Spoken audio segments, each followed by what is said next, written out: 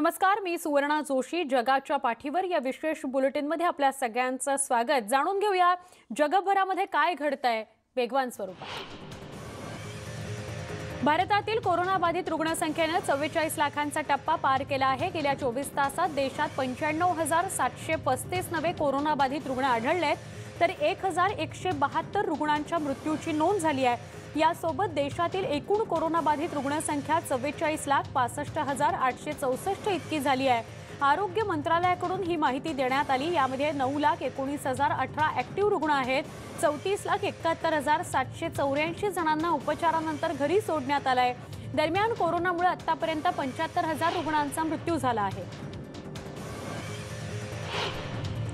दुष्परिणामांच्या संशयामुळे ऑक्सफर्डच्या लशीची चाचणी तूर्त जगभरात थांबवण्यात येत असल्याचं ॲस्ट्राझेनेका कंपनीनं बुधवारी जाहीर केलं.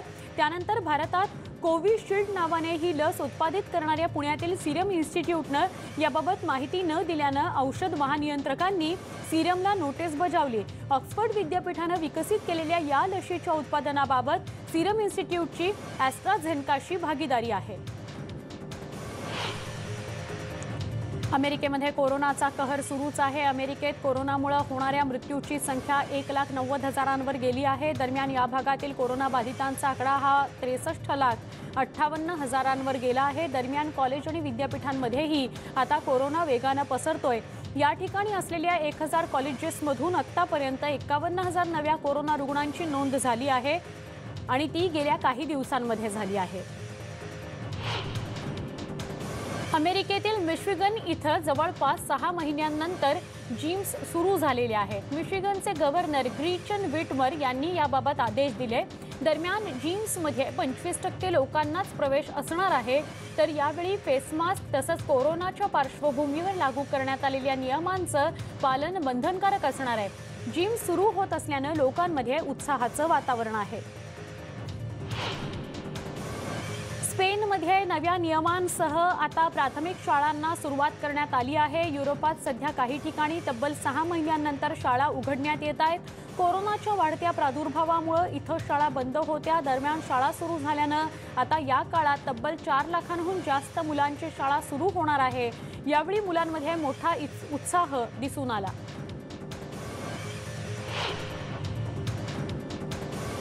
मध्य पूर्व देश जॉर्डनमध्ये एका शरणार्थी कॅम्पमध्ये दोघांना कोरोनाची लागण झाल्याचं समोर आलं आहे. त्यानंतर त्या ठिकाणी निर्जंतुकीकरण करण्यात आलं. काही लोकांनी पीपीई किट घालून सगळे कॅम्प आणि केमिकलचीही फवारणी केली. दरम्यान या सगळ्यानंतर त्यांनी सोशल डिस्टन्सिंगचे नियम अधिक कडक केले.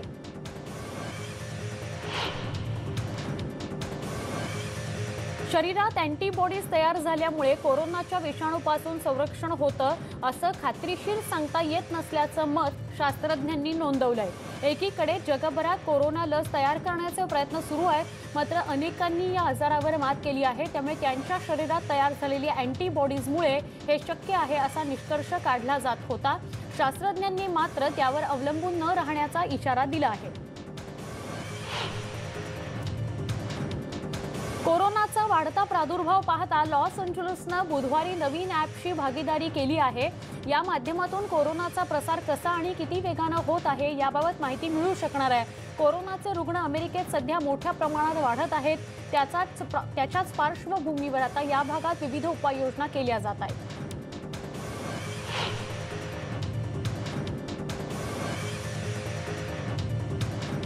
चीनमध्ये आता कोरोनाच्या मास्कचं उत्पादन वाढलंय. अमेरिकेत सध्या कोरोना बाधितांचा आकडा वाढत असल्यानं त्याची मास्कची मागणी आता वाढली आहे. याच्या पार्श्वभूमीवर चीनकडे त्यांनी याबाबत मागणी केली आहे. दरम्यान सध्या चीनमध्येच कोरोनासाठी लागणाऱ्या मास्क आणि सॅनिटायझर तसंच इतर अत्यावश्यक गोष्टींचं उत्पादन सर्वाधिक प्रमाणात होत आहे. चीनमध्ये बाहेरून आलेल्या 7 जणांना कोरोनाची लागण झाली आहे, तर चीनमधल्या एकाही जणाला कोरोनाची लागण झालेली नाही.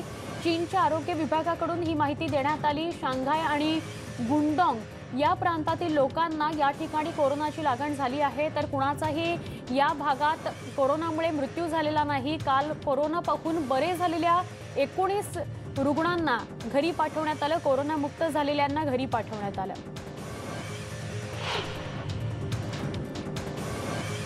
कोरोनाची जागतिक आकडेवारी पाहता चीननं कोरोनावर पहिल्या स्टेजमध्ये चांगलं यश मिळवलं आहे। कोरोनाचा प्रादुर्भाव एकीकडे जगात मोठ्या प्रमाणात वाढत असताना चीनमध्ये आता रुग्णांची संख्या बऱ्यापैकी कमी झाली आहे। जगात कोरोनामुळे आतापर्यंत 8 लाख लोकांचा मृत्यू झालाय, पण चीनमध्ये मात्र आता सुरुवातीपेक्षा कोरोनाचा कहर चांगलाच कमी झाला आहे।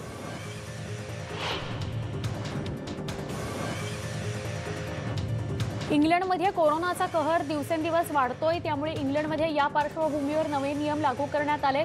14 सप्टेंबरपासून एका ठिकाणी 6 जणांपेक्षा जास्त लोकांनी एकत्र न येण्याचा निर्देश जारी करण्यात आलाय। कोरोनाचा प्रसार रोखण्यासाठीच हे नियम जारी करण्यात आले। स्पेनमध्ये कोरोना पॉझिटिव्ह महिला बाहेर फिरत असल्याचं समोर आलं, त्यामुळे तिला अटक करण्यात आली। कोरोनाग्रस्त असूनही ती खुलेआम बाहेर फिरत होती। तिच्यावर पोलिसांनी कारवाई केलेली आहे। क्वारंटाईनचे नियम मोडल्यामुळे तिच्यावर कारवाई झाली। इंडोनेशियामध्ये कोरोनाच्या या काळात मास्क न घालणाऱ्या लोकांवर कारवाई करण्यात येणार आहे। कोरोनाच्या काळात कोरोनापासून बचावाकरता अत्यावश्यक असलेल्या मास्कची सक्ती सर्वत्र करण्यात आली आहे। कोरोनापासून बचावाकरता प्राथमिक बाब म्हणून मास्क सध्या मानला जातोय, मात्र तरीही काही लोक मास्क वापरत नसल्याने हा निर्णय घेण्यात आला।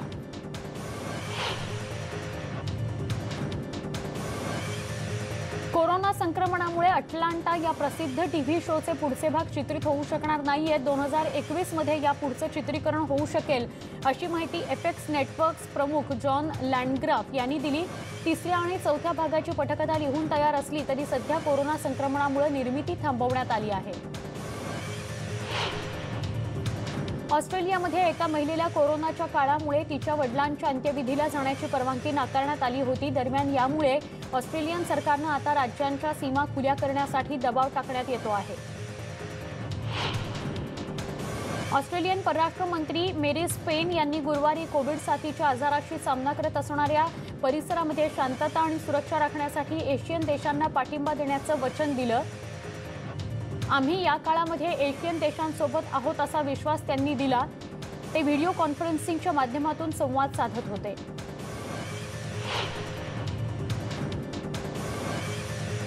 जपानच्या टोकियोमध्ये कोरोना संक्रमितांची आकडेवारी खाली आली आहे। सध्या टोकियोमध्ये रात्री 10 नंतर हॉटेल्स आणि बार बंद ठेवण्यात येत आहेत, तर शहर पुन्हा सुरळीत करण्यासाठी प्रशासन निर्णय घेणार असल्याचं सांगण्यात आलं आहे। इजिप्तमध्ये 2020 मध्ये झालेल्या सिनेट निवडणुकीतील दुसऱ्या फेरीचा समारोप झाला। नॅशनल इलेक्शन अथॉरिटीच्या म्हणण्यानुसार निवडणुकांचे निकाल 16 सप्टेंबरपर्यंत जाहीर होणं अपेक्षित आहे। 12 ऑगस्ट रोजी झालेल्या पहिल्या फेरीप्रमाणेच दुसऱ्या फेरीमध्ये मतदान कमी झाल्याचं NEAनं म्हटलं आहे।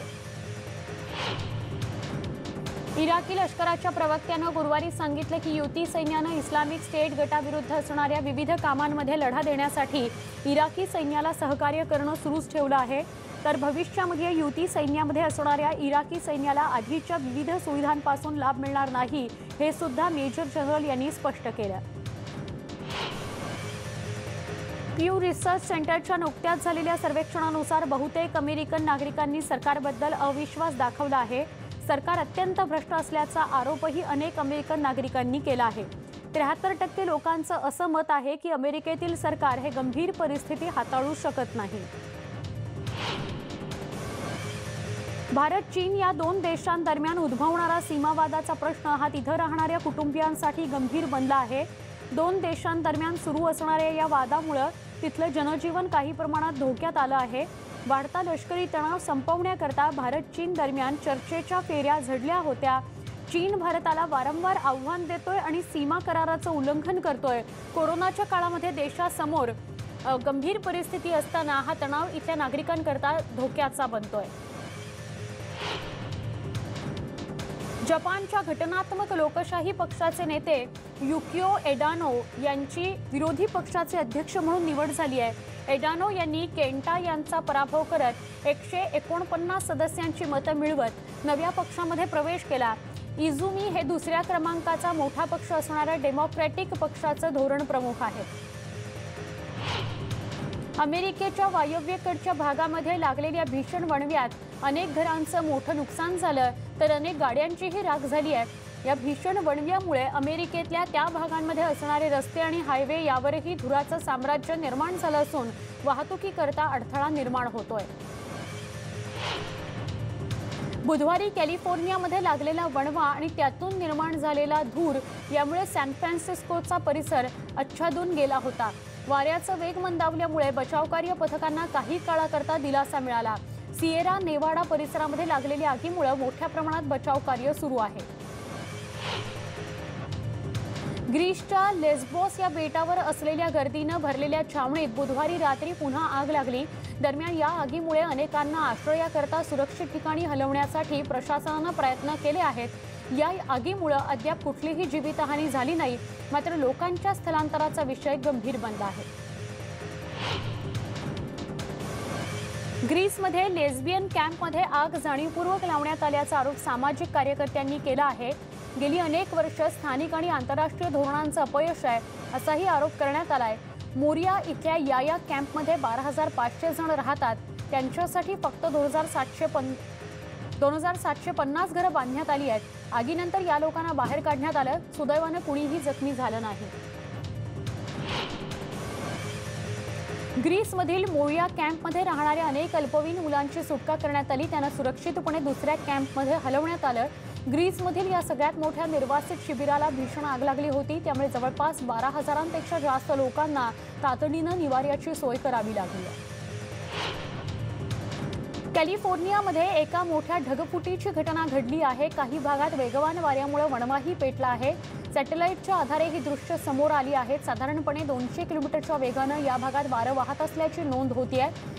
ज्या भागामध्ये ढगफुटी झाली तो टाउन ऑफ पॅराडाइजमधून जास्त दूर नाहीये। याच भागात 2 वर्षांपूर्वी आगीमुळे 85 जणांचा मृत्यू झाला होता।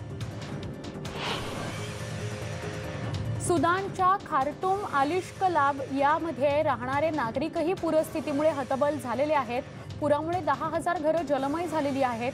घरांचं मोठं नुकसान झालंय। अजून हानी होऊ नये याकरता वाळूच्या बॅगा बॅरिगेटिंग केलं गेलंय। अमेरिकेच्या एरोस्पेस कंपनी नॉर्थरॉप ग्रामेन यांनी स्पेसक्राफ्टचं नाव कल्पना चावला यांच्या नावावर ठेवलं आहे। सिग्नस असं या स्पेसक्राफ्टचं नाव त्यांनी कल्पना चावला यांच्या नावावरून ठेवलं आहे। कोलंबियाच्या अंतराळवीर आणि त्यांच्या सरकारी अधिकाऱ्यांनी याबाबत मंगळवारी घोषणा केली। अफगाणिस्तानची राजधानी असलेल्या काबूलमध्ये बुधवारी झालेल्या बॉम्ब हल्ल्यात देशाच्या पहिल्या उपाध्यक्षांच्या वाहन ताफ्याला लक्ष्य करण्यात आलं। या हल्ल्यात 10 जण ठार झाले। त्यात उपाध्यक्षांच्या काही अंगरक्षकांचा समावेश आहे असं अंतर्गत सुरक्षा मंत्रालयानं म्हटलं आहे। पाकिस्तानच्या मोहम्मद जिल्ह्यामध्ये संगमरवराची खाण कोसळल्यानं 22 जणांचा मृत्यू झाला। या दुर्घटनेमध्ये 12हून अधिक लोक गंभीर जखमी झालेत। त्यांची तब्येत अत्यंत गंभीर आहे। त्यांच्यावर रुग्णालयात उपचार सुरू आहेत। या भागात 45 कामगार काम करत होते, त्यावेळी अचानक खाणीचा भाग कोसळला आणि ही दुर्घटना घडली। अमेरिकेतील राष्ट्राध्यक्ष पदाच्या निवडणुकीकरता 2 महिन्यांपेक्षा कमी कालावधी राहिलाय। ट्रम्प आणि बिडेन हे दोन्ही उमेदवार सध्याच्या कोरोना काळात राष्ट्रीय धोरणाबद्दल अगदी परस्पर विरोधी मतं व्यक्त करत आहेत। बिडेन यांनी स्थानिक आरोग्य अधिकाऱ्यांनी दिलेल्या मार्गदर्शक तत्वांना पाठिंबा दिला आहे, पण तसं मत ट्रम्प यांचं मुळीच नाही। न्यूयॉर्कमध्ये 2 आंदोलकांवर पुन्हा पोलिसांनी गुन्हा दाखल केलाय। पोलिसांवर हल्ला केल्याच्या घटनेवरून त्यांच्यावर गुन्हा दाखल झालाय। डॅनियल फ्रोट यांच्या मृत्यू प्रकरणी या भागात आंदोलनं झाली, त्यावेळी पोलिसांवर आंदोलकांनी हल्ला केला। दरम्यान ही अटक फ्रीडम ऑफ स्पीच संदर्भात नसून गंभीर हिंसाचार प्रकरणी असल्याचं पोलिसांनी सांगितलं। उत्तर मॅसेडोनियाच्या राजधानीमध्ये हजारो लोकांनी रस्त्यावर उतरून निदर्शनं केली। वीज बिलातील नियोजित भरमसाठ वाढी विरोधात ही निदर्शनं करण्यात आली। मॅसेडोनियातील मुख्य विरोधी पक्षानं ही निदर्शनं केली। सरकार विरोधातील शांततापूर्ण निदर्शनांचा हा एक भाग होता। बेलारूसची राजधानी मिन्स्कमध्ये शेकडो महिलांनी निदर्शनं केली। कोऑर्डिनेशन काउन्सिलच्या प्रमुख विरोधी पक्षनेत्या मारिया कोलेन्सिकोवा यांच्या अटकेच्या निषेधार्थ ही निदर्शनं करण्यात आली। मारिया, तू आमची हिरो आहेस असे फलक या निदर्शनकर्त्यांनी हातात घेतले होते। इराण आता आणखी 2 नव्या मिसाईल बनवणार आहे। या मिसाईल इस्रायल आणि अमेरिका यांच्यावर हल्ला करण्यासाठी तयार करण्यात आल्या आहेत। इराणच्या संरक्षण मंत्र्यांनी याबाबतची घोषणाही केली आहे। त्यांना यावेळी मिसाईलच्या क्षमतेबद्दल भाष्य त्यांनी केलं।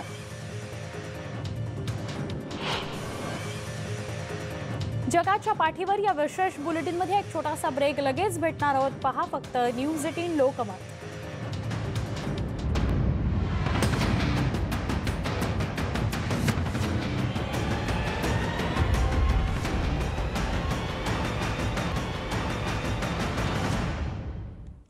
जगाच्या पाठीवर या बुलेटिनमध्ये पुन्हा एकदा स्वागत. वळूया पुढच्या वेगवान बातम्यांकडे. अमेरिकेतील ओरिगॉनच्या जंगलाच्या वणव्यामुळे तिथल्या नागरिकांवर गंभीर परिस्थिती ओढावली आहे.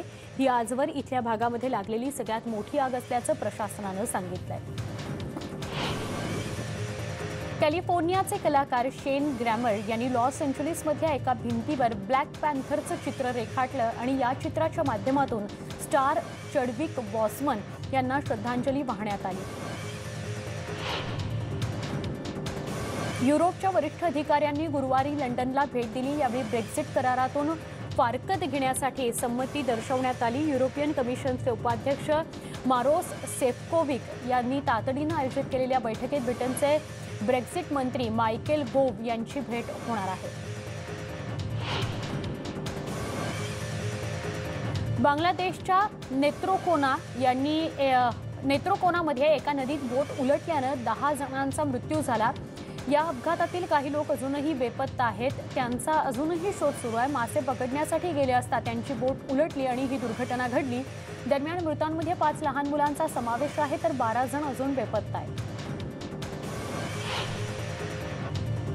अमेरिकेतील ओरेगॉन प्रांतात शेकडो घरं वाऱ्यामुळे पसरलेल्या वणव्यानं बेचिराख झाली आहेत. हे आतापर्यंतचं सर्वाधिक नुकसान असू शकतं असा अंदाज वर्तवण्यात येतोय. कॅलिफोर्नियाच्या सीमेवर आकाशात धुराचे लोट दिसत होते, त्यामुळे आग विझवण्यात अडचणी येत होत्या. या भागातील घरे तातडीनं खाली करण्याच्या सूचना देण्यात आल्या. 2020 हे विविध कारणांकरता लक्षात राहणार आहे. त्यात नैसर्गिक आपत्तीमुळे झालेलं नुकसानही मोठं आहे. कॅलिफोर्नियामध्ये सुरू असलेल्या वणव्यामुळे महादुष्काळाचं सावट आहे. ओरेगॉनमधल्या भागात जिथे एरवी आग पसरण्याची शक्यता कमी असते अशा प्रांतातही आग पसरली आहे. त्यात उष्णकटिबंधीय वादळामुळे नुकसान झालेलं आहे. दक्षिण कॅरोलिनाच्या Los Angeles, San Bernardino, San Diego या प्रांतातही वणव्याची धग जाणवते आहे. पायथ्याशी असलेल्या काही रहिवासी प्रांतातही घरं रिकाम्या करण्याच्या सूचना देण्यात आल्या होत्या. सॅन बर्नार्डिनोच्या राष्ट्रीय वनक्षेत्रातही वणवा पेटलाय. या आगीमुळे 11,500 एकर परिसराचं नुकसान झालंय. हे म्हणजे 19% क्षेत्राचं आगीमुळे नुकसान झालं आहे असं स्पष्ट करणार आहे.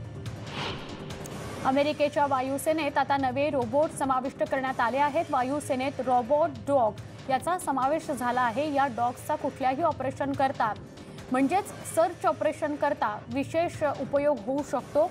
अमेरिकेच्या वायुसेनेनं याबाबत विशेष दावाही केलेला आहे. थायलंडमध्ये 2 श्वानांचा हत्तीच्या सवारीचा व्हिडिओ समोर आलाय आणि तो चांगलाच व्हायरल झालाय. या व्हिडिओमध्ये 2 श्वान हत्तीच्या पाठीवर बसून असलेले पाहायला मिळत आहेत. यावेळी या श्वानांनी हत्तीच्या पाठीवर बसून सफर सुद्धा केली, सवारी पण केली. चीनची राजधानी बीजिंगमध्ये इंटरनॅशनल सर्व्हिसेस ट्रेड फेअर सुरू आहे आणि या फेअरमध्ये चक्क ट्रान्सपरंट टीव्ही प्रदर्शनात ठेवण्यात आला. हा टीव्ही नसून फक्त काच असल्याचा भास होतो.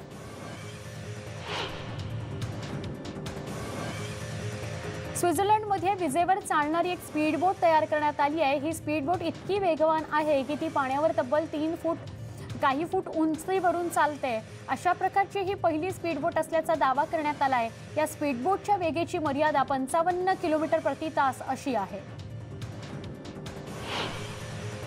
व्हेनिस आंतरराष्ट्रीय चित्रपट महोत्सवामध्ये ॲन हुई यांना जीवनगौरव पुरस्कारानं सन्मानित करण्यात आलं. हा पुरस्कार त्यांनी हाँगकाँगला समर्पित केला. त्यांचा लव्ह आफ्टर लव्ह हा सिनेमा या महोत्सवात प्रदर्शित झाला. ज्या शहरानं मला मोठं केलं त्यासाठीच हा पुरस्कार समर्पित करते असं त्या म्हणाल्या. चित्रपट दिग्दर्शक आंद्रेई कोंचालोवस्की व्हेनिसमध्ये सिम्फनियातून त्यांनी चित्रपटावर भाष्य केलेलं आहे. या दिग्दर्शकानं चित्रपट निर्मितीच्या प्रक्रियेची तुलना यात केली आहे. मी स्वतः करता काम करतो त्यातून अद्भुत आश्चर्य निर्माण होणार असल्याचं यावेळी त्यांनी म्हटलंय.